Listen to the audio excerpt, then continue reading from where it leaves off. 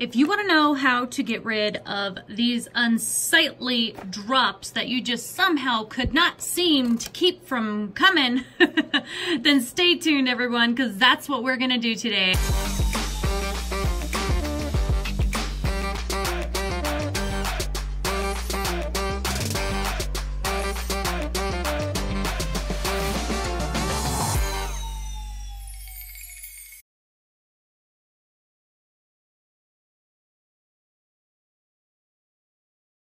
Hey everyone, welcome to Abstract Boss. So what you're going to need to remove the resin spillover is a heat gun and a putty knife. Works amazing.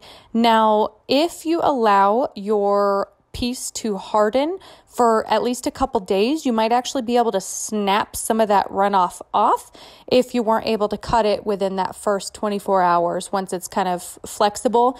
Once it no longer gets flexible, that's when you should just be able to snap some of it off, as I do here. And it has been sitting for about 3 days before I messed with this, and that took most of it off.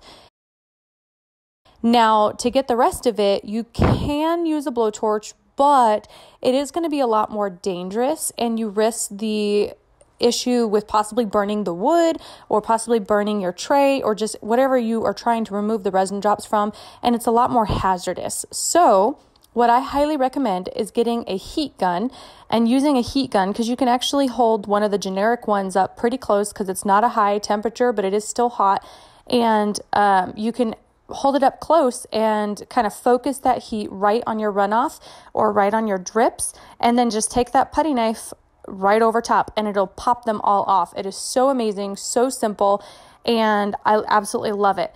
Now, one of the tricks that I found with the runoff is if you take the putty knife and you turn it on its side and sort of score, which kind of means cut at the bottom where it meets that little ledge, that'll actually help a lot, because when you're coming from the top and you're trying to pop them off, it's a lot easier than trying to pull them. And so I'll show you that here close up in just a moment.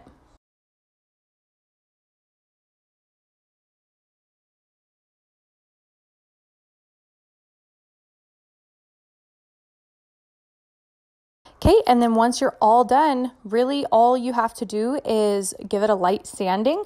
And if it did destroy a lot of the wood, then what you should do is actually repolish with a wood stain, so that way you have a beautiful flawless finish, because resin is going to remove some of the color of your wood, especially with my wood plank pieces that I do. On the back of it, when I remove all the bulbs, it's nice and smooth, but you can see where the resin was.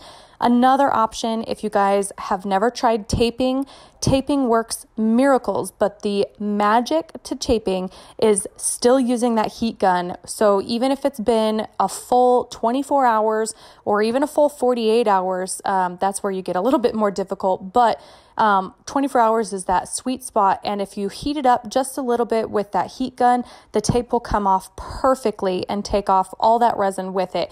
And that is just one of my most preferred methods. But at the time of doing this particular tray, we didn't think that the resin was going to leak through, so I didn't tape anything off.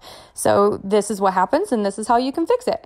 Now, when you have just those drops, it's a lot easier to just focus that heat gun right on top of it and then swipe that putty knife right there, and it takes it off so simply. I'm actually going to leave this in real time for you guys to watch so you can see how simple it is.